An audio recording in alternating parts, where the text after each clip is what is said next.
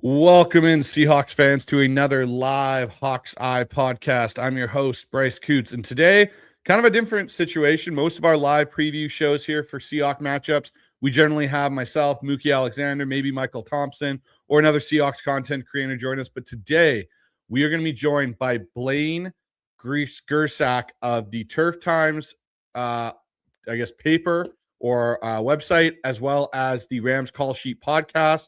Blaine's going to come on. We're going to have a good open discussion about this Thursday night matchup. So if you got any questions about the Rams and what he sees from that perspective, make sure you guys put those down in the chat, as well as we'll go through the whole matchup and the reasons why we think either one of these two teams will pull it out on Thursday night for this big rematch. But before we get into that and before we go through that whole discussion piece, if you guys haven't already, like, subscribe to the channel, help me out.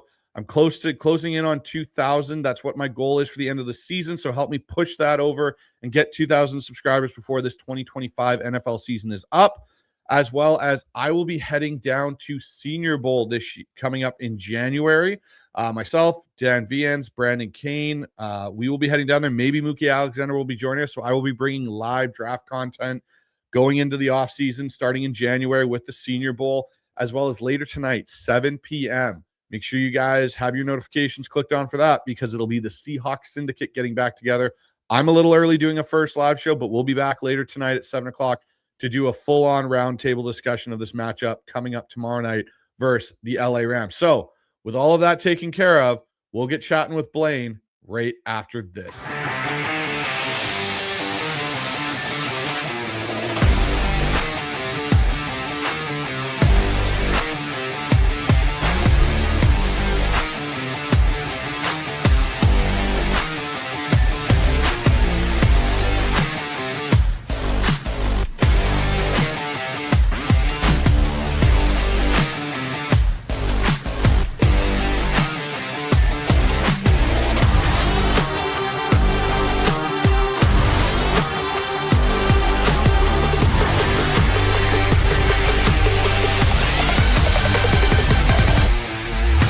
Inside the 15, looks, throws, fires to the end zone. Ball is caught!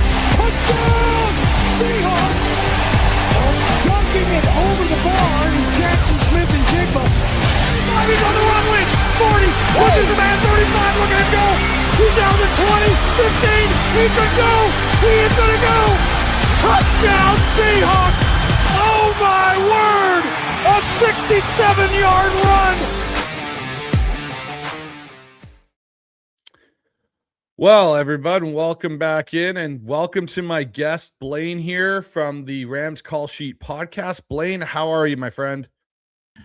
I am doing great. Thanks for having me on again, Bryce. I'm looking forward to talking about this matchup again after it was a fantastic game back in week 11. So, really looking forward to this one and excited to dive in. I'm hoping in this game, though, Blaine, we do not have a turnover fest on our side, because it would have made that game much more enjoyable for Seahawk fans in the light of that. But let's discuss a little bit about this rematch here, Blaine, and let's start off with it right off of the bat. Why this rematch matters so much, because realistically, at least in my opinion, this is the battle for the NFC West and potentially number one spot in the NFC as a whole. I know the 49ers realistically are still a part of the conversation, but let's be honest here, between a Rams and a Seahawks fan, we don't really count them in that discussion a little bit right now. Exactly. And unfortunately, if the Rams lose, they kind of bring the 49ers right back into it. So if the Seahawks want to do the NFC West a favor and lose, that'd be great. This game matters a lot, not just for the NFC and for the NFC West title, but just also for the number one seed. Whoever wins this game is going to be in that driver's seat. The Rams had that driver's seat after winning the Week 11, but had a kind of a clunker against the Carolina Panthers the next week. So I think the Rams, they go from I think right now they have a 56% chance of winning of taking the number one seed. If they lose, that drops down to I think like 23%. If they win, it goes up to 90%. So a lot on the line for a late season Thursday night football game. So what I'm going to ask you here, Blaine, from your perspective, is what makes this rematch more, I guess, obviously we've got what is the winning factor for both teams, but what do you feel makes this rematch maybe more dangerous than the first for the Rams? I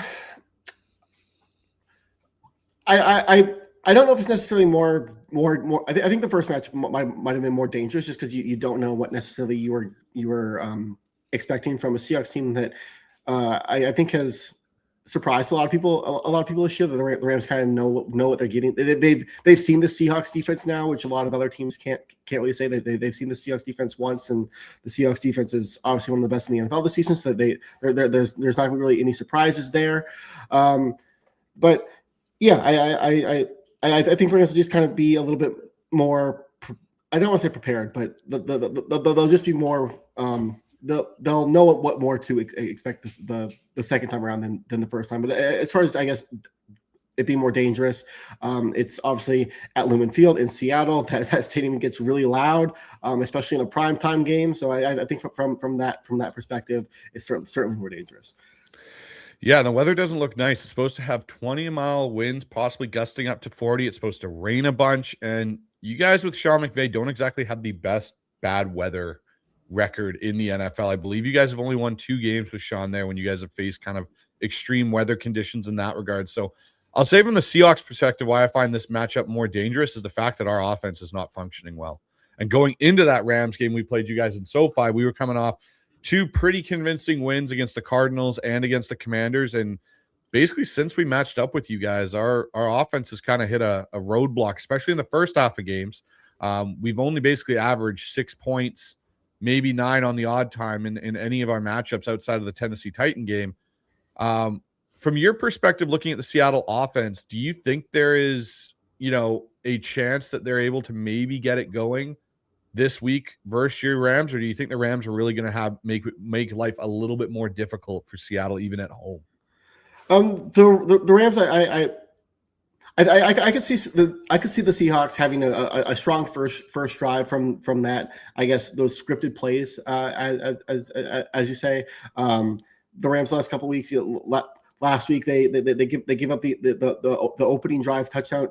They give up the opening drive touchdown or the big opening drive to the Lions and have a really bad first half. But Chris Shula, I think he's one of the better defensive coordinators when it comes to making in-game adjustments. The week before, they also gave up a big opening drive and then kind of Shula adjusted off of that. So I could see that. It is kind of interesting that you say that. I guess the Rams defense kind of starts slow, and then Chris Shula kind of does this thing as the game progresses. And I guess as you said, the Seahawks have kind of been the same the last couple of weeks. But I guess to that point, Shula's defense has really given Sam Darnold a lot of issues the last couple of years, just because of how they're able to attack him, and he doesn't really do well with interior pressure, and that's where they try to get him, and that's where they've got him the last 2 times that they've gone up against Darnold, and I would expect Shula to attack him in that same way on Thursday night, and if the Rams get to a big early lead like they did back in week 11, I think that kind of puts the Seahawks offense, especially in a poor weather game, not really in a spot where they necessarily want to be. Well, and that's going to be the interesting thing because, the fact of the weather and everyone's saying how much it may affect the Rams. I would feel more comfortable with Seattle playing in that situation if we had a run game that was consistent. And right now that is the least consistent thing on this team is our run game. And we are so heavily based on our passing game. I hope it's a situation where they figure it out, but this late in the season to try and figure out your run game can prove to be rather challenging. The last question I got for you here, Blaine, on this. In your opinion, which team carries more pressure into Thursday night, the Rams or the Seahawks? I think it's probably the Rams just because there's more expectations there, I guess. I mean, you have this team had high expectations coming into the season. You have Matthew Stafford at 37 years old, who is, as well as he's playing right now, Father Time comes, and it usually comes without warning. So this could very well be Stafford's last big run. I think there's certainly more pressure there. Whereas you look at the Seahawks side of things, and they're kind of I don't want to call it they're doing a rebuild by any means, but Mike Macdonald is putting his stamp on this football team, and he's in year 2 of doing it. This team looks like they're going to be good for a long time, whereas the Rams kind of are at the end at kind of the twilight, I guess, of one window of one window in one era before they kind of before they kind of enter another one where the Seahawks they're just kind of entering their current era that they're planning to build around. Yeah, for me, it's interesting because I feel the pressure is more, in honesty, I feel it's more really on the Rams in this because I feel like your window potentially, now hear me out here, I feel your window, especially with Matthew Stafford, is closing, and that quarterback position, as we both know, is such a vital part to any team and any offense. And I feel like this is truly like one of his best shots maybe to get back to a Super Bowl is this team this year. You got Devontae Adams, you got all these pieces, you guys are clicking. He's, in my opinion, he's the NFL MVP right now, the way he has played throughout this entirety of the season. So that's why for me, I'm really leaning it more on you guys. Where I look at Seattle, and it's like almost like Seattle's a year ahead of schedule on where they should be in the Mike McDonald rebuild. I thought they'd still maybe be a little bit farther behind, but they jumped expectations in a lot of ways for me, and they really have taken off here. So I think the Rams carry a little bit more because it's more like if the Rams win this, they get the first seed, they get the division. They've got a cakewalk the last two games. What, you guys play the Falcons and the Cardinals, right? The team that everybody forgets about in the NFC West, the Cardinals. Yeah, exactly. The Cardinals, exactly. The team that the ugly redheaded stepchild basically is what the Cardinals are in this division. Yes. So, so let's talk about this though. Let's talk about what's changed since this first meeting. So, when you look at when the first time these two teams played, they were both kind of coming off of highs in a way, and Seattle especially, like it really looked like, hey, Seattle's arrived. They're ready to really challenge the Rams for the throne of the NFC West. What do you think has changed since that for, say, the Rams in that situation? Do you think the Rams, after losing the Panthers and stuff, do they still look at Seattle as a legitimate threat? And the reason I ask this is Puka Nacua was on, I think it was Fred Warner's podcast or something, and said, at one point that the Niners were really the team that was who concerned him the most. Then I hear Jared Verse the other day saying, no, like the rivalry of Seattle is alive and well. What do you think has changed from the first meeting to now for the Rams in regards to maybe how they look at Seattle? Yeah, I think they definitely take the Seahawks. They're not taking the Seahawks lightly by any means. I think just because of the territorial rivalry, I guess, between the Rams and 49ers is why Puka would say what he did. But I think Verse is 100% correct in that this Seahawks rivalry is alive and well, and they're certainly not going to be taking this team lightly. And I guess in terms of what's changed since that first meeting, from an offensive perspective, the Rams have really they were a successful running team heading into that first game, and this is kind of where I'm really interested to see how Rams offense does the second time around. It's just especially because the Seahawks run defense is very good. But they've really got that run game going to another level. They've gotten Blake Corum involved a little bit, not a little bit more, a lot more, to go with Kyren Williams, and so they have a little bit of a two-headed monster going there, and they both add Corum's just a little bit more explosive, has a lot more lateral agility than Kyren does, whereas Kyren just kind of still keeps the offense ahead of schedule and ahead of the chain. So I'm excited to see kind of how that develops in this game. And then from a defensive perspective, the Rams have kind of been managing without Quentin Lake. Emmanuel Forbes has been up and down. Had that great game against the Seahawks, but since then he's kind of came back to earth a little bit. So yeah, I think for as far as what's changed, there's that, and then I just kind of from the Seahawks side of things, I'm really looking at Sam Darnold. He the last 2 years he's just absolutely lit it up in the first half of the season. Weeks 1 through 9, he's 5th in EPA per play. Weeks 10 through 18, the last 2 years, he's 14th in EPA per play. The turnover-worthy plays go from 3.6% to 5.1%. As you said, the Seahawks offense has dropped off the last couple of weeks. I think a lot of that does have to do with Darnold. Maybe I don't know if he still has that Week 11 meeting still in his head a little bit, but I don't necessarily. Benjamin Solak from ESPN just wrote a piece, I think yesterday or today, that he hasn't been going for those tight window throws as much as he did, and maybe he's lost a little bit of confidence because of that game against the Rams. So I'm kind of interested to see how that plays out. Yeah, the Ben Solak piece was really interesting to me because it's something I feel like's gone on with Sam, and I think it's really stemmed from that game versus the Rams, which is I almost feel like they're overcoaching Sam a little bit. Like don't make this throw because he had all those turnovers. Don't do this. Don't do that. And his feet now, and part of it too, I think, is the offense itself. Like, I don't know if Kubiak's giving him a lot of answers in certain pass situations because they're such a play action heavy based team. And I think now what's interesting is, with Shaheed there, teams are bringing lighter boxes, but they're still able to stop Seattle's run game and really stifle it. And now you've got that extra guy now back in there with the safety being in that back end of the defense, that too high shell a lot of the time. It makes things rather more difficult to hit sometimes your first read, especially JSN, because teams now can bracket, still have the other safety hanging out there.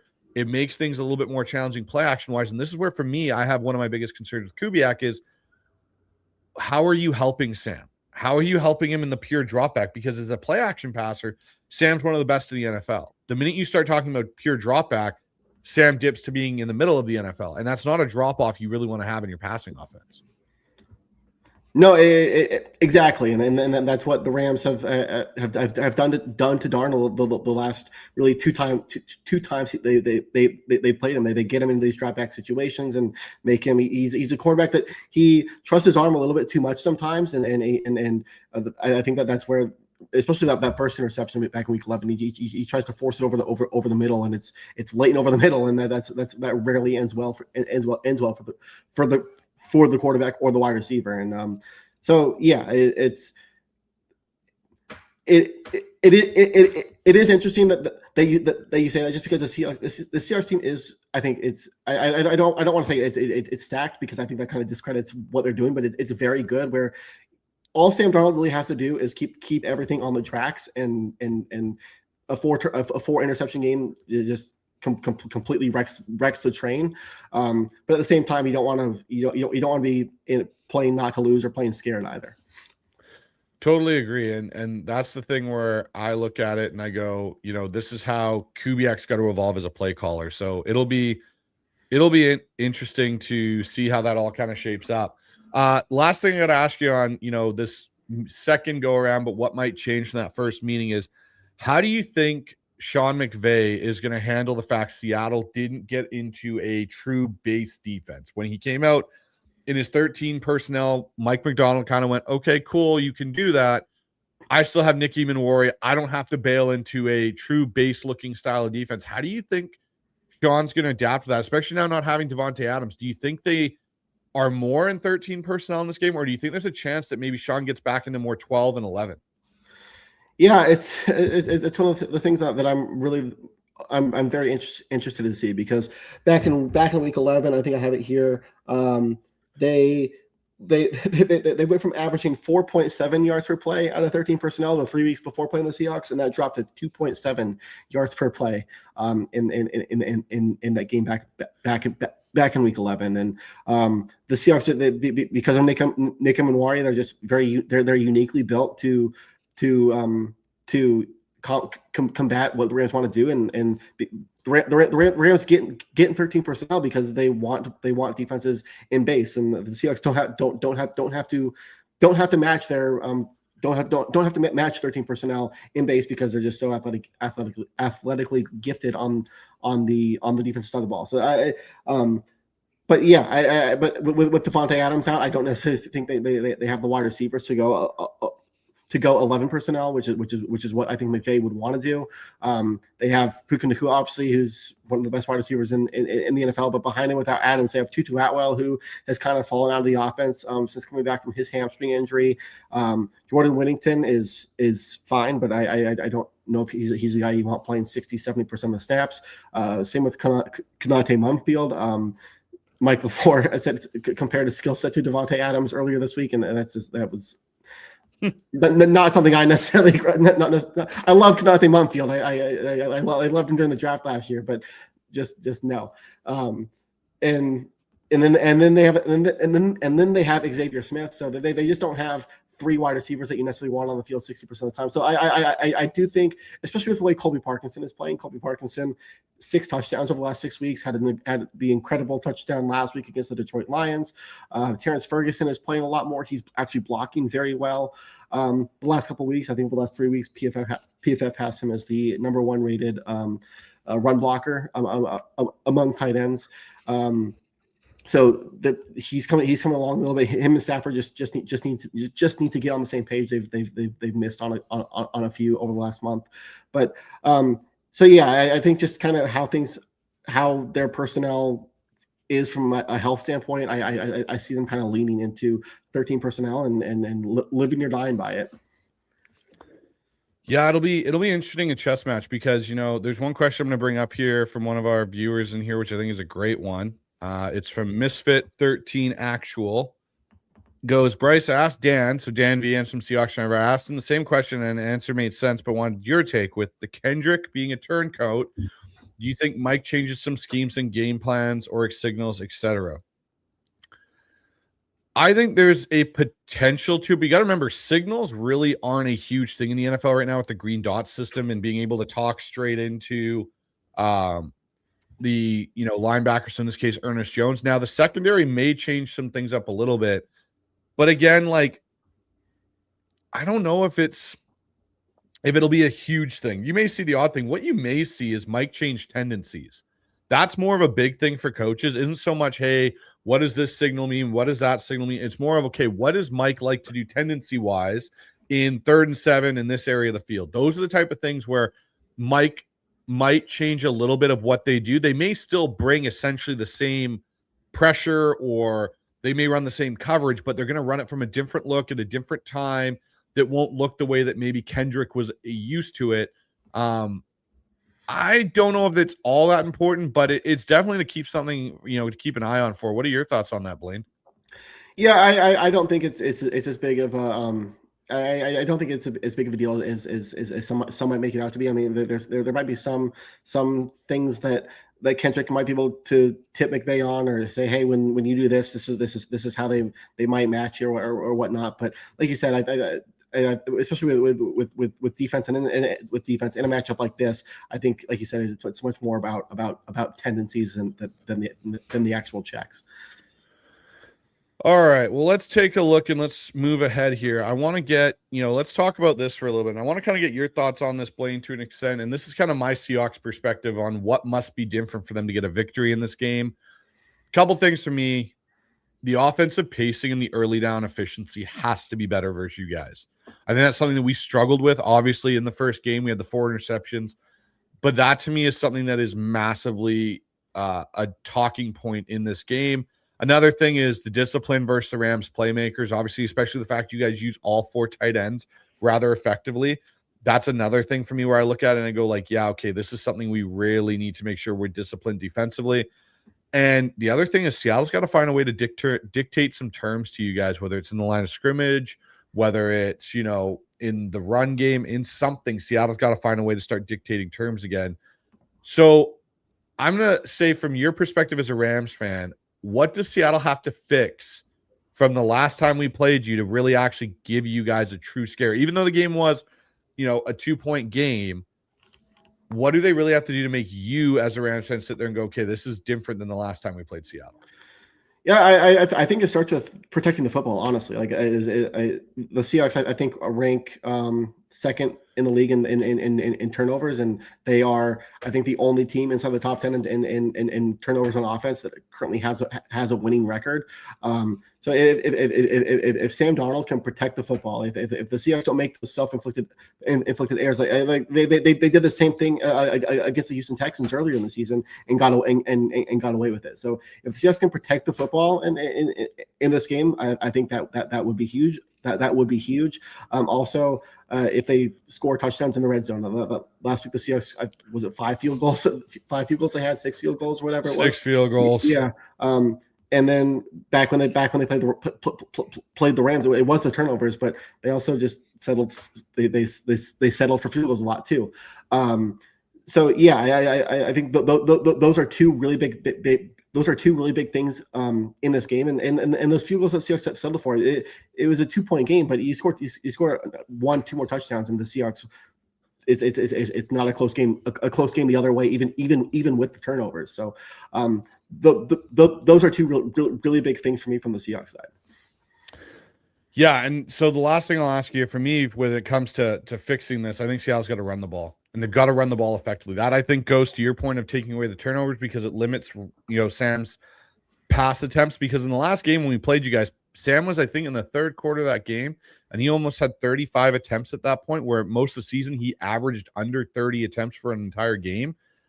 I think the other thing for Seattle to have a chance in this game outside of, the turnovers is Clint Kubiak has to get over this bugaboo of playing teams that know the style of offense he wants to play, whether it's the 49ers or the Rams, whatever it is, he decides he is the cook in the kitchen and he burns all the entrees. Like the minute there's some sort of person that has an idea of what he is going to prepare and cook, it's some food critic that's going to show up that knows the recipes of the restaurant, he panics.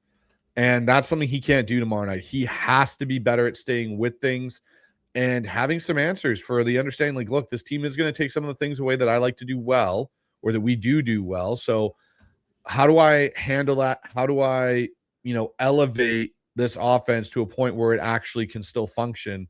Because the Rams are going to get their moments, and that's a given. It's a divisional game. They're two evenly matched teams, but you can't let them be massive moments. Yeah, and I think you and I kind of talked about that after the last game too. I think you mentioned me something about why didn't the Seahawks run the ball more? And the Rams they want to play these light boxes. That's what they want. That's what they want to do. They don't want to play in their base defense. They don't want to play nickel very often. They want to get into these heavy defensive back sets where they're playing a lot of dime. So if you can run against that and then force Shula to play heavier, get another linebacker on the field, I also think that opens things up for JSN.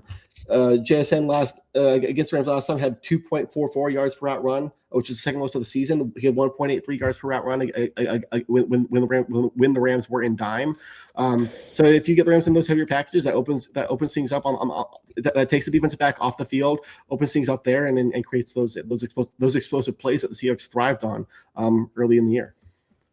Well, and the one thing too, I think Chris Shula did a fantastic job on, and this is another thing they're gonna have to do to win this game, is they have to have better quick game concepts to get off the press, because that's one thing the Rams did so well in that game was they got up in the face of the Seahawks receivers and disrupted the quick game timing. And Sam was clutching the ball.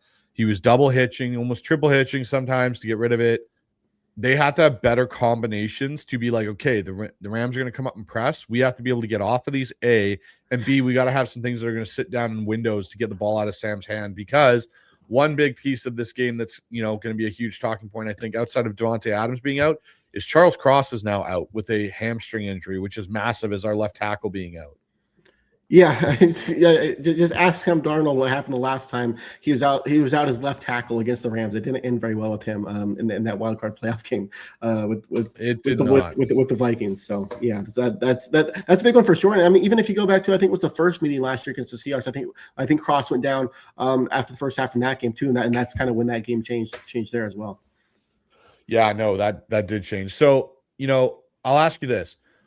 Which Seahawks player, in your opinion, has the biggest opportunity to swing this game in their favor?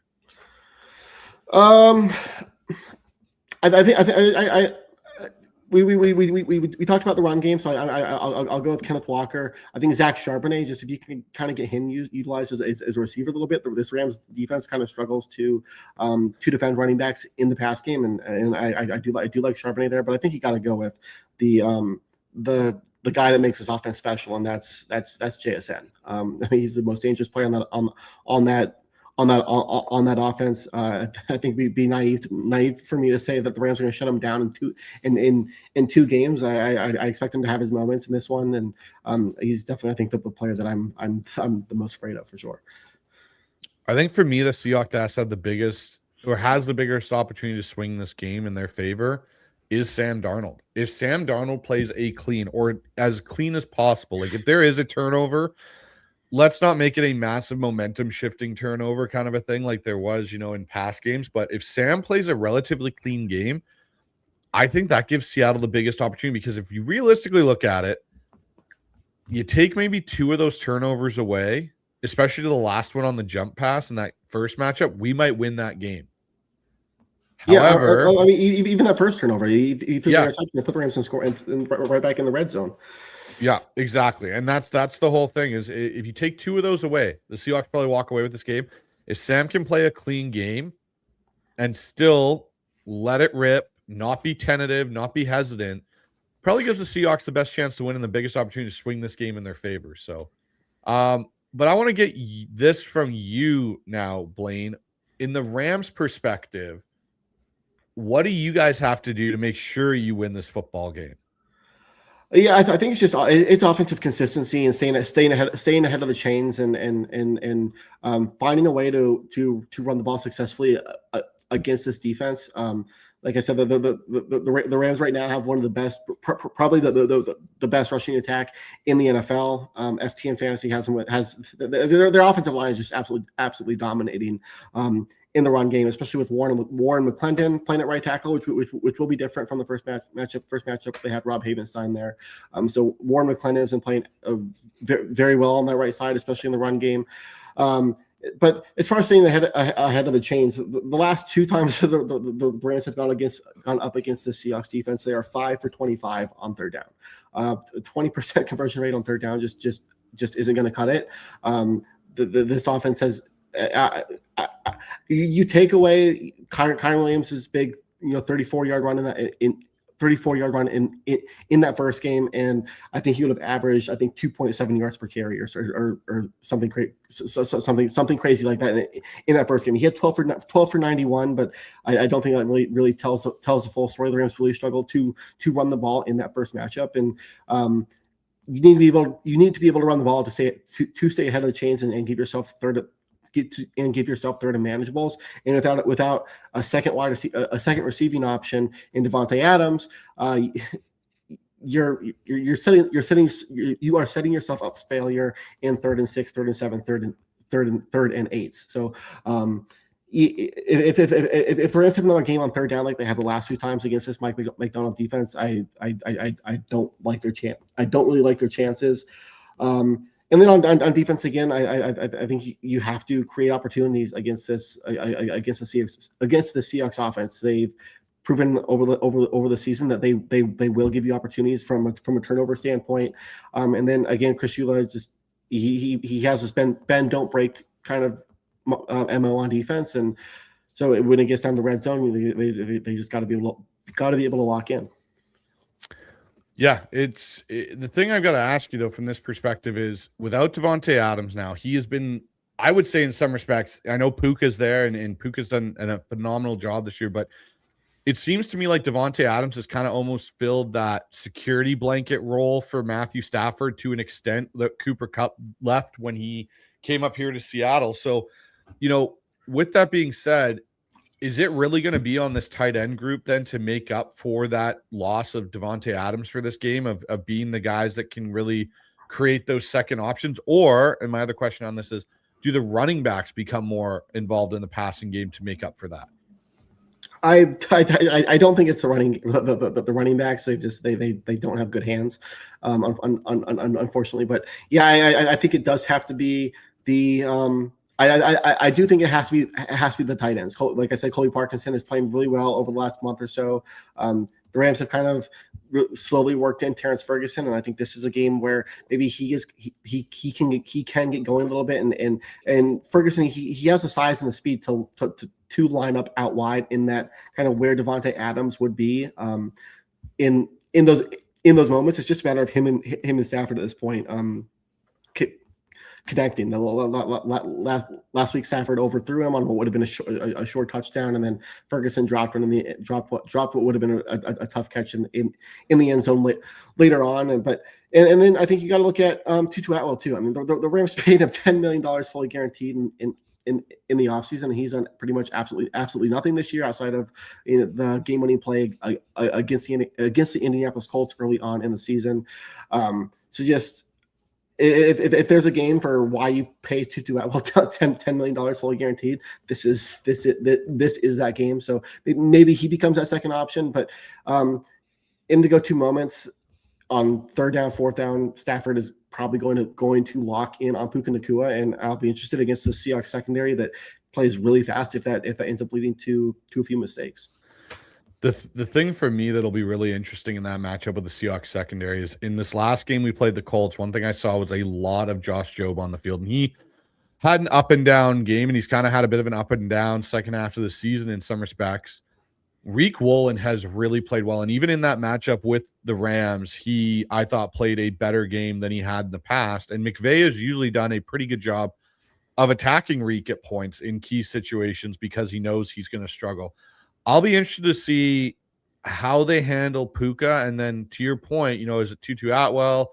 Is it the tight ends or who else they use in this passing game? How Seattle ends up handling that, because when they do go to these 13 personnel looks, it really kind of makes it difficult sometimes for a corner to have to chase a tight end across the field in coverage if they're in man at any point in time as well. Yeah.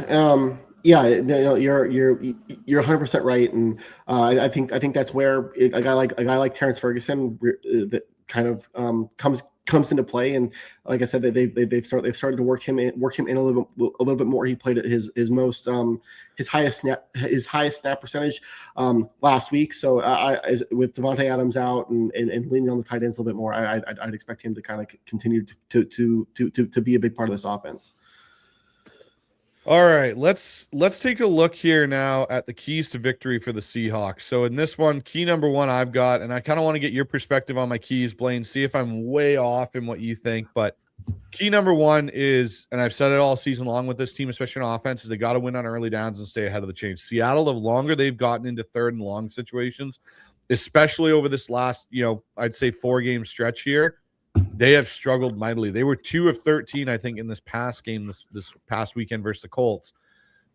How do you think that'll affect the Rams if Seattle's actually able to get out of going into a lot of third and longs and really press that initiative, staying in early downs and stay ahead of the chains? I mean, that neutralizes the Rams' strength on defense. The Rams want you in those 3rd and 7, 3rd and 8, 3rd and 9, so they can pin their ears back and let those pass rushers get after the quarterback. You look at how the Rams lost to the Carolina Panthers a few weeks ago, and they were able to Puna Ford was out in that game, so the Rams for the most part have stopped.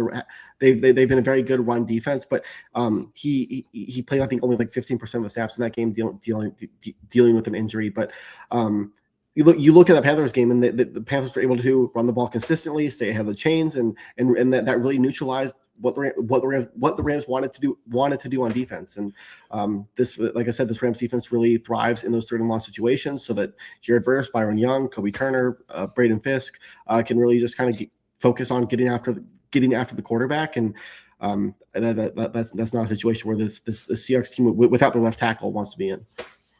Yeah, that's one thing I was going to say. The one thing about the Panthers, though, they do tend to do better than Seattle is run the football, which kind of helps them out in that situation. Yeah. So, key number 2, eliminate explosive plays and make the Rams drive the field, especially given the weather conditions. If Seattle can keep that run game bottled up, not give Kyron Williams or Blake Corum, some 30-plus yard runs in this game, I think it'll make things difficult on Matthew Stafford to have to drive the whole field in those conditions in Seattle on a wet and windy night. Yeah, I like I touched on earlier. The Rams are 5 for 25 on third downs. The last 2 times they've gone up against this Mike McDonald defense, and you force the Rams into driving the ball, or into these 8, 9, 10, 12 play drives. Yeah, you're probably going to be facing a few third downs to take away those explosive plays, make things a lot more difficult for this Rams offense. And yeah, I agree with that. All right, and my final key for a Seahawks win here, Blaine, I know this is such a point of that you don't really want to talk about, but the final one is win the situational football. And I think this one to me is kind of massive. It's like convert your third downs, obviously finish in the red zone, play clean late in the game. But I think the other thing I'll say about the win situational football for me in this is Mike McDonald might have to get a little uncomfortable and maybe go for it a time or two that he doesn't necessarily feel like it's the best thing to do, to maybe swing some, momentum or flow of the game in their direction, or just to try and stay on the field and keep the Rams off of it. Yeah.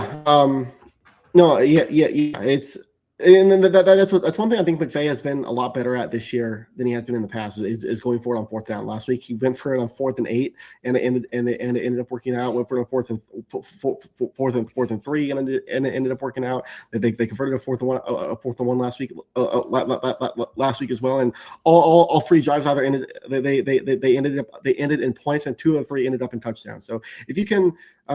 Like I kind of talked about earlier, if you can take, a red zone drive that, maybe you would settle for a field goal on a 4th and 3 or whatnot, and, going for it, and it ends up resulting in 6 points and resulting in a touchdown. That's the difference in this type of game.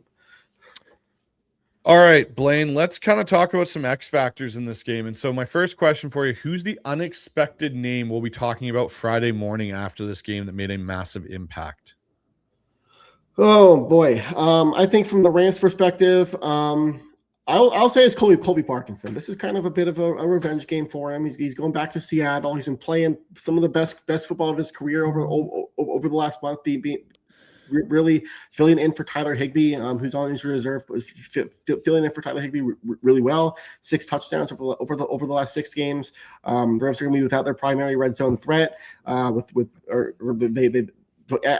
Adams is doubtful, so he probably doesn't play. So if he is out, Colby Parkinson, I think, is someone that the Rams might rely on a little bit more in the red zone, and just with how he's played over the last month, he's someone I have my eye on.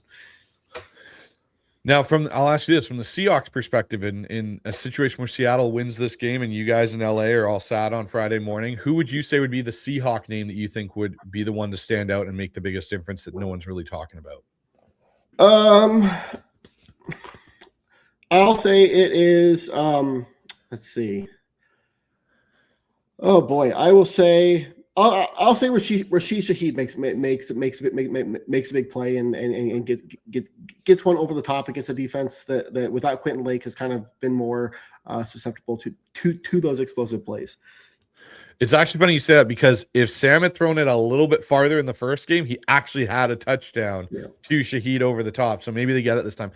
For me, if I'm looking at the Rams and I'm talking about X factors I think will give them a victory in this game, I'm probably leaning to Blake Corum, where I think somehow Blake Corum just, again, has a phenomenal game. And I wouldn't say he's unexpected, but he is the backup running back in a timeshare to Kyron Williams. I think there's a chance that Blake Corum has a big game. Seattle's in trouble. And then the name for Seattle that we're talking about Friday morning and Seattle wins this game, I'm going to go. It's crazy for me to say this, but I'm going to go with Anthony Bradford. And the reason I say Anthony Bradford's name is if Anthony Bradford has a really solid game, and that's why I say it's unexpected, because Anthony Bradford, if you know anything, Blaine, he is like the most, lightning rod topic in the Seahawks world when it comes to the offensive line. But if Anthony Bradford has a really good game on Thursday night and handles Fisk and a lot of these, interior parts of this Rams defensive line, and we're able to get a run game going, and maybe I'll add Jalen Sundell into that unexpected name group as well. I'll do a 2-for-1 there. If those two can get it going on the O-line, I think there's a chance Seattle wins this game, because the run game will be the biggest difference given the weather conditions. So those are my unexpected names to watch that'll help either team Friday morning with a victory. I honestly almost went in there. Jalen Sundell, I don't think played in that week 11 matchup earlier this season, and Olutami, I didn't really have a good game then, and then I also have written down here Bradford playing better. So I think the last 3 weeks he's been much better. Honestly, I was very critical of Bradford after the Minnesota game, and right after the game, I was very critical. And I had to roll back my comments on that the following day after I got to dive into the All-22, and I went, Flores did a very good job manipulating pressures and line adjustments, and Bradford actually played a pretty clean game. And since then he has played much better. And I know it drives some people crazy, like John McGrath, for me to be saying that. I know it drives you crazy in the chat, John. I know, and you probably want to knock me off 13-4 Island because I'm sitting here going, Bradford's not all that bad, but I don't think Bradford will be a Seahawk in 2026, but for what they've got right now, he's doing okay. The biggest factor is Jalen Sundell is the better pass protecting center between Olu and himself. And that's where I think you saw Olu struggled in his first start pass protecting against this Rams offensive line. That's maybe an edge that we get a little bit as we have our better center overall back potentially going forward. Now he's got to get his run game going, so that's a whole nother thing. Here's the other question I got for you. What decision could fans second guess the most afterwards? So from a Rams perspective, Blaine, what do you think could be a decision Sean McVay makes in this game that's really going to have you guys second guessing it? Given Sean McVay's history, it'll probably be some timeout timing, or he runs out of all 3 of his timeouts in the second half within the first 10 minutes, or something crazy like that. But I think just with how aggressive McVay has been on 4th downs, and like we talked about, this is a game where, you know, if you can turn 3 into 6, it could be the difference. But those types of decisions are always taken in hindsight, and when you fail, they get criticized by the fans and by the media. So I could see, and it happened, you know. But back in week 5, when the Rams lost to 49ers, McVay goes for that 4th and 1 in overtime, going for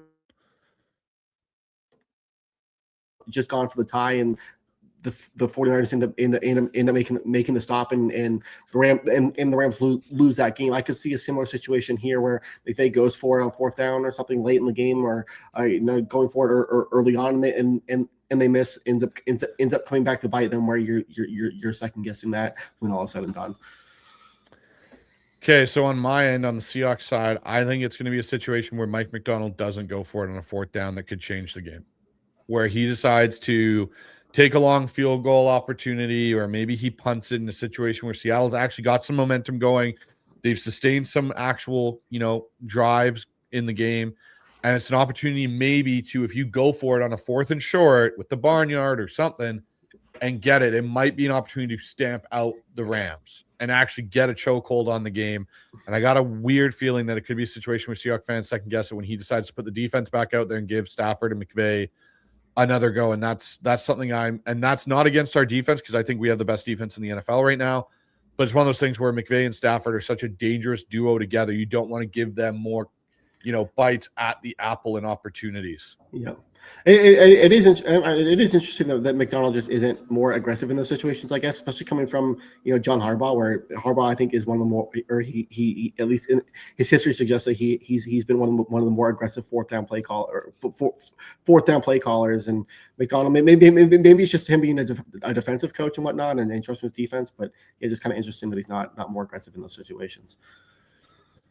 All right, Blaine. So this is something I do on all my live shows. I have a 12s Q&A blitz. So it's for all the people in the chat that have been in here. And so what we normally do is we'll just go through. We'll answer some of the questions here as we wrap up the show today. So John McGrath comes in, 13-4, 2 playoff wins. We drew the line in the sand of the island in the preseason, and we're still standing tall, loud and proud, Bryce.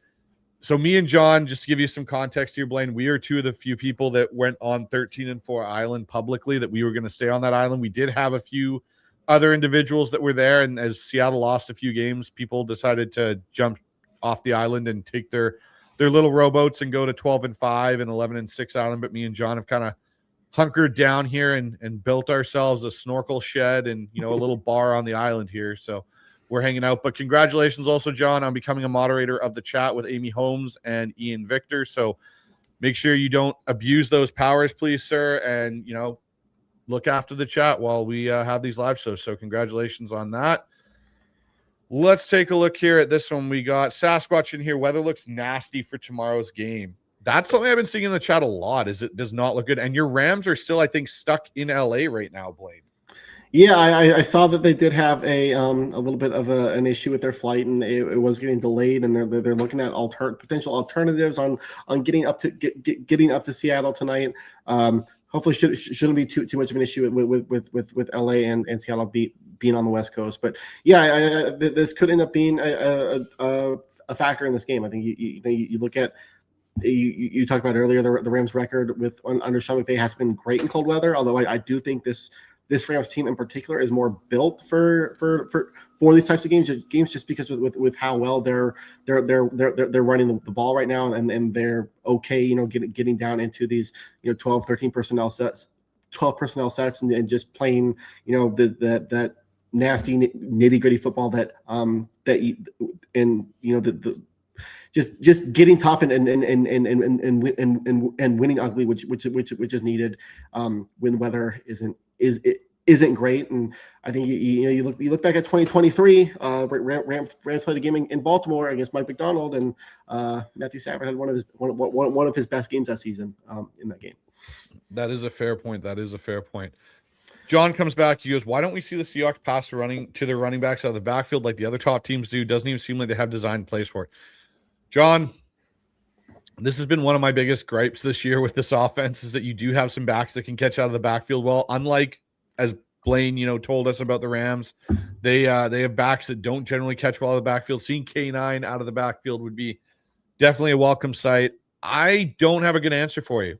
I don't know if it's because they don't trust the offensive line's pass protection. And this is something, that I mentioned in one of the Hawks film breakdowns I did with Dan, where I talked about how Seattle is kind of getting toyed with these sim pressures where they keep extra guys in and guys don't actually end up coming. And now you've taken guys out of routes down the field. And I'll be honest, I know Hawk Blogger had Matt Hasselbeck on his show the other day, and I couldn't agree more with what Matt said. When you're a quarterback and you go into empty and you have all your guys out in routes, yes, you only have 5 guys protecting, but if you know there's a blitz coming and you know who your hot guy is, it makes it really easy because the defense is stressed with all those guys out running patterns. Somebody ends up being open. Sometimes when you get in situations where you go into max protects with 7 or 8 guys and you only have 2 guys or maybe 3 guys running patterns versus 7 defenders in the back end, it can make things challenging for a quarterback because those windows now get awfully tight to make those throws. And that's part of the reason I think maybe you've seen, to Benjamin Slowak's point on his that you brought up earlier, Blaine, why Sam Darnold's now struggling in those tight window throws, because now they have more guys in coverage and Seattle's going with more max protect blocks in a lot of situations. Yeah. I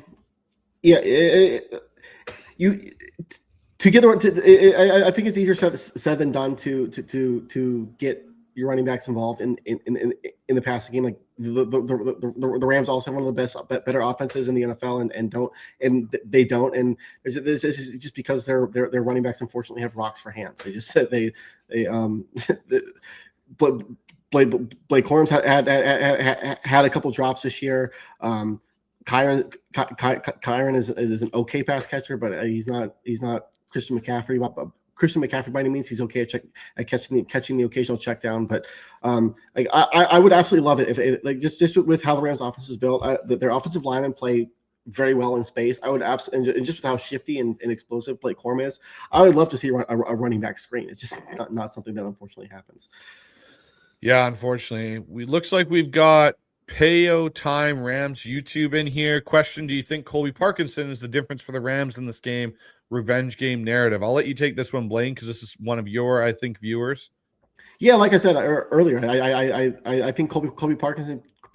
There is potential for Colby Parkinson to be the X factor in this one. He's playing very well right now. He had a career high 75 yards last week. He's filled in very nicely for Tyler Higbee, 6 touchdowns in 6 games. This is Seahawks that in moments this year has kind of struggled a little bit defending tight ends. So and just with Devontae Adams being out, a lot more I think is going to be expected of this tight end group, and I think Parkinson could be the guy that kind of steps up there. All right, next one here is from John. I think that we'll use the tight ends to help block and get the run game going again. Callerup and Saubert are solid blockers. John, I'm going to switch one name out of there. I think it's Robbie Oots and Saubert that are going to be the key in this one. Robbie Oots being healthy, scratched in this last game. It had to be something to do with his elbow because it didn't make sense all of a sudden not to. And I know some people are saying about Robbie Oots, oh, well, he's struggling. Yeah, but when this run game did have its best moments early on the year, you had Eric Saubert and you had Robbie Oots in there. And I think Kubiak needs to get back to a bit of that 21 personnel and 22 personnel with 2 running backs and 2 tight ends in there. I think that's going to be key. And I think, the one thing with Saubert in there too is I think he's actually a underrated receiving threat in some respects. We saw him in this last game catch one for 9 yards. I think that you're going to have to get him involved in the pass game as well to help, get this run game going a bit in that regard, John. So it'll be interesting to see the least. And here you go. There you go, Blaine. Sup, Blaine and Hawks fans, stoked for this game. And I think just on that point about the tight ends too, I think that's a way that you can really kind of neutralize Jared Verse a little bit. He's kind of, I don't want to say he struggled against teams chipping him, but teams are chipping him a lot, and because of that, the pressure rate just hasn't been as consistent as consistent as it was last year. So if you can leave a tight end in there, or give him a chip before releasing, that's I think a way you can help your backup left tackle out a little bit. All right, we got Titan Maniac in here. Cross being out will be a challenge in the pass protection game. I think yes, and it sounds like it's 2 to 4 weeks, which is what I kind of suspected before it got announced, as I figured Cross might be out longer than people anticipated till the playoffs. And it's a hamstring. That's not something that's easy for a pass protecting left tackle to deal with, is a hamstring injury. But I will say this, I have not felt this good about a backup tackle playing in years in Seattle, because of the fact I think Josh Jones is capable of holding it down for the next 3 games or so.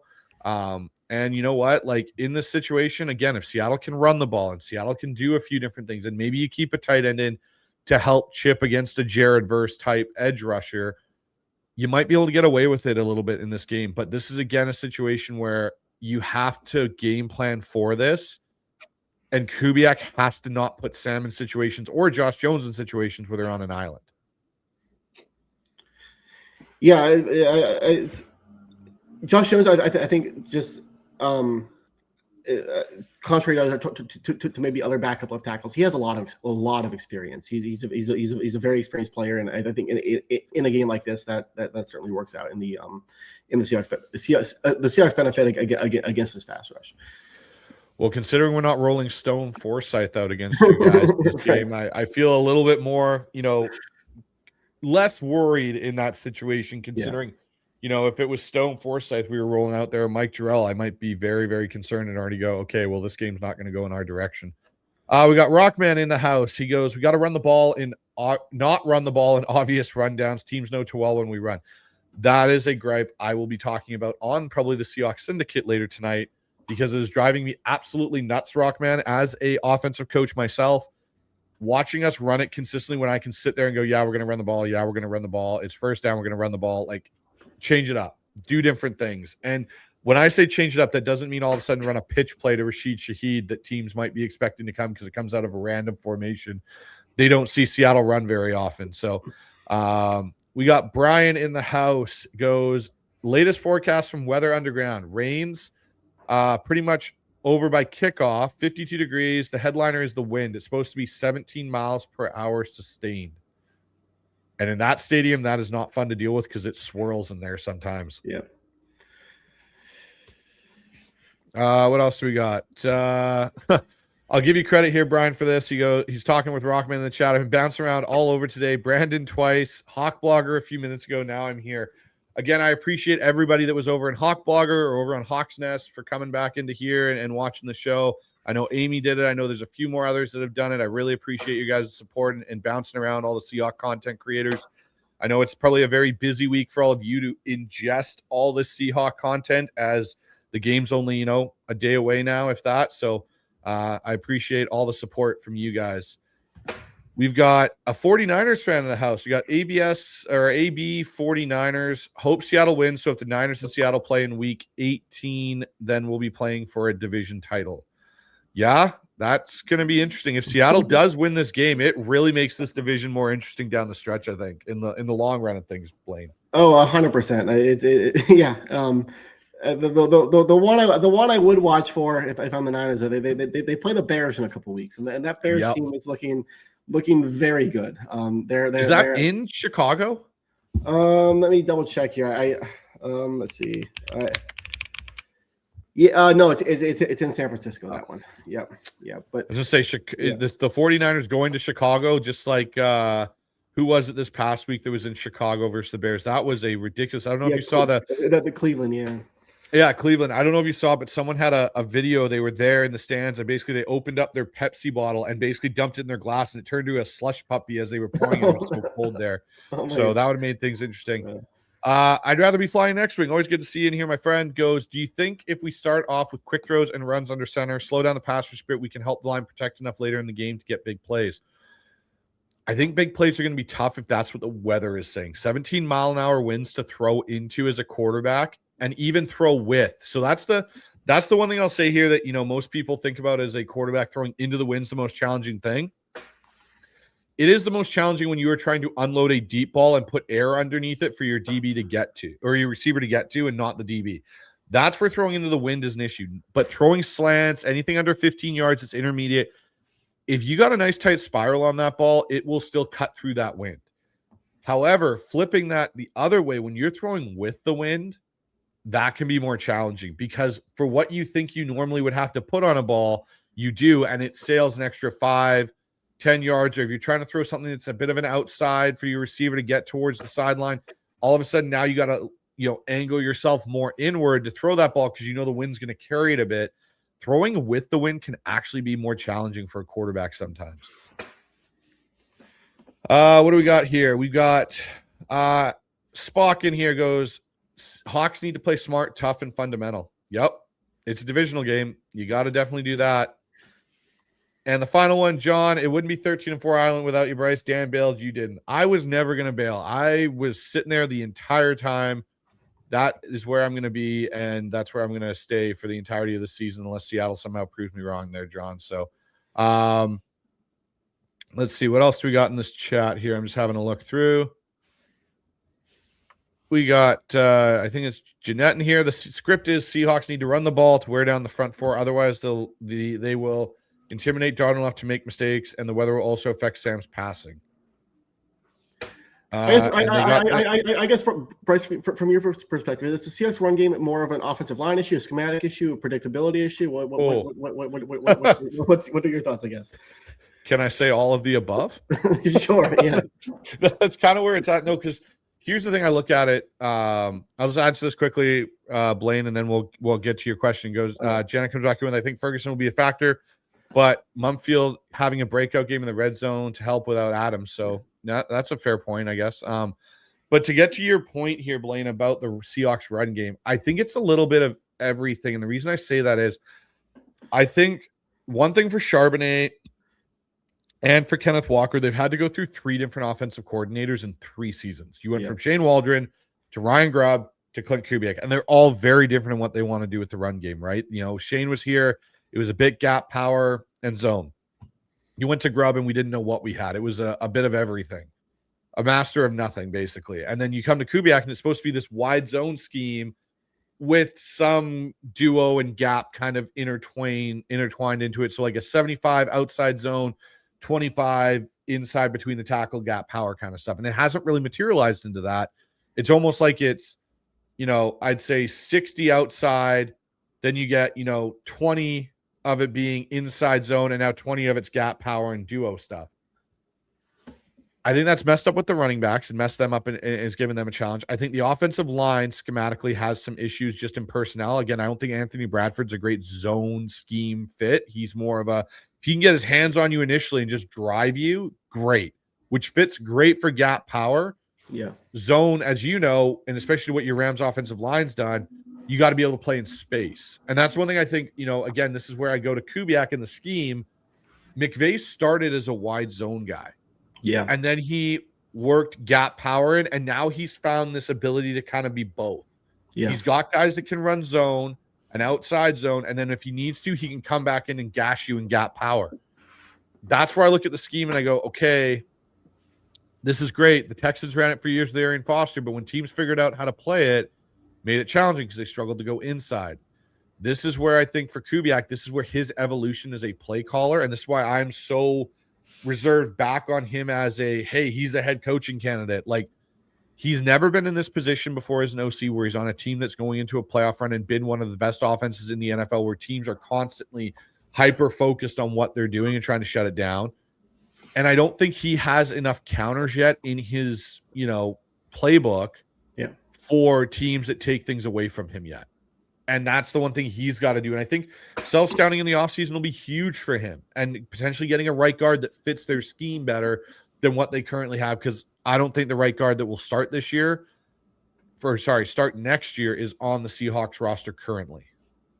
Interesting. No, that's great insight. I know. Thank you for that answer. And like you said, I think it does start up front. Like you said, the Rams went from this that wide zone early in the phase career, and then went to that man gap stuff, man duo stuff in 2023, and they completely pretty much rebuilt that offensive line. You put Alert Jackson left tackle, traded for Kevin Dotson, who like these were just it was much bigger than you had seen previously in McVay's tenure. And honestly, credit to Alert Jackson and Kevin Dotson, just as they have started to incorporate more of more of that wide zone back into the offense. Those guys actually move very well for their size. Like, I'm personally, as a coach myself, I like the outside zone, wide zone scheme because it allows cutbacks. It allows you to run boots much more effectively than off of gap power in a lot of ways. And I think that's where Seattle's play action is even struggling a little bit right now with teams. Is a lot of their play action is based off of inside runs. It's not based off of outside runs where Sam's booting away from things. He's basically faking and setting back up in the pocket. This is where I think, I'll say this. I think one of John Schneider's, as much as he has done a phenomenal job rebuilding this team, I feel one of the biggest issues was letting Damian Lewis go, and also moving Damian Lewis to left guard when he was a right guard. His rookie year as a right guard, he was really, really good. Mm-hmm. Then they moved him to left guard, and it was kind of okay in a mixed bag, and then they let him walk. I think if they had let Damian Lewis stay at right guard, and if Damian Lewis was still on the Seahawks roster, so if we went left to right, Charles Cross, Gray, Zabel, Sundell, Damian Lewis, and Abe Lucas, you would have a very formidable offensive line for Seattle. So, yeah. Here's an interesting one. I got two here. Jeanette comes back in as a Rams fan. If McVay goes 13 personnel, it will test the Seahawks defense given how they played last week. So if McVay commits to run, then it will be a big factor. We talked about this a little bit earlier, Blaine. I think Nicky Manwari is the deciding factor in that because he is just such a Swiss Army knife for the Seahawks.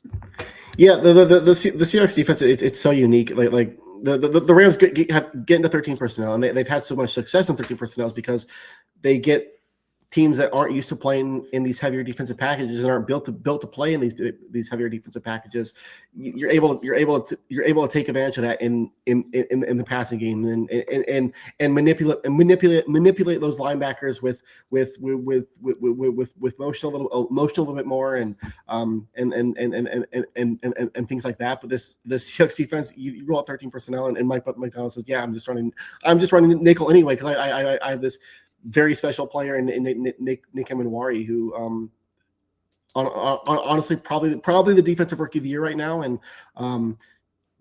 he unlocks everything that the Seahawks want to everything that the Seahawks want to do on defense." Well, and the thing I'll say is the one thing I love about Nicky Manwari being in Seattle and the fact that the NFL decided to let Mike McDonald of all people get him. It's like it would be like if the NFL let Sean McVay get a quarterback that is like his dream reincarnation of Matthew Stafford with a bit more mobility. It'd be like, really, you're going to let that guy get that player? Like, this is what we're going to allow happen. It's kind of what still blows me away that the NFL went, yeah, okay, cool. We'll let, probably the most genetic freak defensive player we've seen in the combine era. And not just like he's a genetic freak and can do all these things, but he's not really a great player on the field. No, a guy that's a pretty good player, was a top SEC player. Yeah, we'll let the guy that's the defensive whiz, we'll let him have him there in Seattle. That's just what, Mike needs one here. We'll let him have that guy. But it's the fact that it's allowed Devin Witherspoon to play outside at corner more and become a real shutdown corner in a lot of ways, because he has been very good outside, and him and Reek now as a duo is turning into one of the better duos in the NFL at the two outside corner positions now that Reek's kind of got his head screwed on straight, it seems like. So couple more here. We got John back in. Bryce, who do you see taking over the running back coach position next year? I don't see Polamalu returning. This is something I haven't heard on or anything, so I can't speak to it saying that I've talked to anybody inside the building about it. But I get a weird feeling that something occurred there, John, with Polamalu, and maybe the philosophy or something just didn't add up. I don't expect him to be back either. And this is pure speculation. I don't know anything. I do think it'll be interesting to see. Maybe it's Outen becomes the running back coach going forward for the Seahawks next year, which wouldn't surprise me. Or maybe there's someone else they've got an eye on that they maybe potentially look to bring in. Who knows? Maybe they'll give Marshawn a call, and Marshawn will become the new Seahawks running back coach. I would pay happily to see Marshawn Lynch as the Seahawks running back coach. I think that would be a really good situation. But yeah, that's where I kind of will look at that. If I hear anything, I'll make sure to let you guys know. But outside of that, Blaine, you know what? We're gonna wrap this show up here. So final word, give me your prediction score. What happens in this rematch tomorrow night? As much as I want to take the Rams, and I so badly want to take them, I could absolutely see them winning this game. Matthew Stafford has never lost to the Seahawks since joining the Rams back in 2021. But I just think without Devontae Adams, without Quentin Lake on the defensive side of the ball, I think in this one that I do see being a really close game, the Seahawks do come out on top, and I will take in another low scoring game. I was wildly off last month. I was going to be a bit of a shootout. So watch this one be a shootout now. But I think it's going to be a low scoring game. I'll take the Seahawks 20-17. Okay, so I've swung back and forth all week with this, Blaine. I initially started this week with the Rams. I felt the Rams are going to, potentially win this game. The Seahawks offense still scares me, but given these weather conditions, I like the Seahawks defense. Yep. I'm going to go 17-10 Seahawks.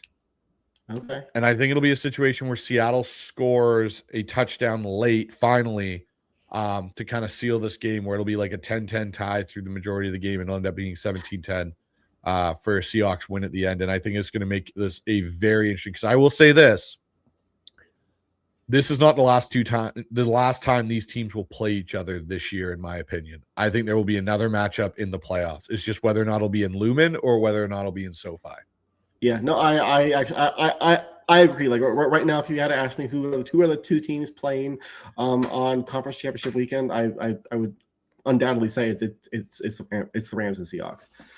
This gives me 2013 vibes of the Niners and Seahawks, when everyone knew that NFC championship game between them was really the Super Bowl, because whoever came out of the AFC wasn't going to give them enough of a scare. And obviously Seattle went on to cream the Denver Broncos and whatnot. I don't see anybody on the AFC side where I go, yeah, the Rams or the Seahawks are not going to match up and play well against that team. Like I don't see a team over there currently that I'm really worried about. It's more of you guys and maybe the Eagles if they can get their stuff going. But you know what, Blaine, I want to thank you, man, for coming on the show. Greatly appreciate having you and your insight there from the LA Rams perspective. So why don't you let my viewers that are here, that are live with us tonight, know where they can find more of your stuff, because you do some great work. Yeah. Thanks, Bryce. Appreciate me having me on again. This was a great convo, and I always love coming on. But you can find all my stuff over at turfshowtimes.com. I have a lot of written content over there. Follow me on Twitter at bgresectst. It's right there, my name tag. And then you can like and subscribe my YouTube channel. It's the Rams Call Sheet with Blaine Gresek. So hit the like and subscribe button, even if you're a Seahawks fan, or hit that follow button, and I promise great combo. So. Yeah, guys. So if you haven't, go over there, sub up to Blaine's stuff. He provides great insight, and it's not biased insight like some people. It is legitimate insight on the game. As you heard, he did pick Seattle to win this game, so that should tell you something right there. Over here, guys, if you haven't, like up, subscribe, click that notification button. Upcoming content. I'm going live in literally another hour here with the Seahawks Syndicate crew. So myself, Brandon Kane, Dan Viens, Mookie Alexander, we're all going to sit down together in an hour, go through a roundtable discussion of everything going on with the Seahawks leading into this game. And then outside of that, Friday night, I will be back with Seahawks Aftermath with Mookie Alexander from Field Goal. So make sure you guys tune in for that live at 6 o'clock on Friday night. And we'll break down everything Rams Seahawks on that Friday night. So before we get out of here, Blaine, I got to ask you one last question. Thoughts on Seattle's rivalry jerseys? Yay or nay? I think they're a little Oregon Ducks-esque. But as far as the rivalry jerseys go, I actually think they're one of the better ones. Okay, well, I'll take that. I appreciate that. But and just so everyone knows, Brandon Kane of Hawks Nest will be hosting the syndicate tonight, but I believe myself and Dan will be streaming on all of our platforms there as well. So you guys, depends on who you want to watch through, you'll get it all from all of us. So with that being said, everybody have a good night. Happy holidays to everybody. Stay safe during this holiday break. And for all those down in Washington, stay safe as well with the floods. See you next time. Stay loud, be proud, and go Hawks. Have a good night, everybody.